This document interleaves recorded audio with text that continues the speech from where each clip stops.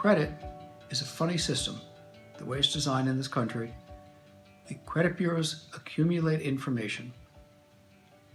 Any trade line, any trade representative, any creditor can put something on your credit. They don't ask your permission, they just report it. But it's up to the individual to police their own report. So if you're not subscribing to some fraud thing or some service, or you're not looking at your own report, which you can do for free online with certain websites, then you don't know until somebody pulls your credit if there's a problem. And if there's a mistake, cable company reports a late payment and you might not even have ever used that cable company. Clearly a mistake. It can take you months to get that fixed. Meanwhile, your credit could drop down 100 points. Meanwhile, you might not qualify for a loan if your score isn't good enough.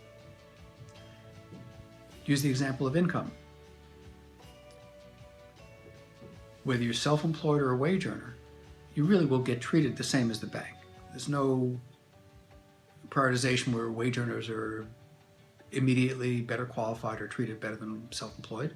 It's all about the income you make and being able to document the history of it. But often wage earners who might be getting bonuses or incentive compensation have to know that they have to be able to show a history of getting it and into the current year, and it might not count. That's particularly true with people who are earning commissions. Just because you got it last year, or just because you got something this year, doesn't mean it's going to be valid to count as an ongoing history to your income.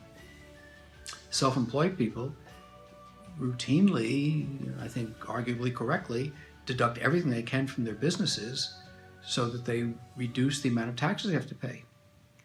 Well, that's great, but when you come to a bank, the bank has to take the point of view that you're really not making that much money. So you're shooting yourself in the foot if you're trying to buy a house.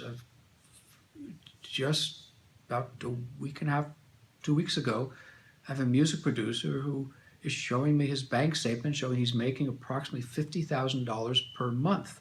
This is terrific. Except that he thinks he's making $600,000 a year. Well, no, because none of that counts. Because until he finishes the year and reports on his taxes, the banks will treat that money as non-existent. Because on December 31st, he could make a payment and have to give all that money back, or pay for expenses that he's deferred. It's not real. So making sure your income is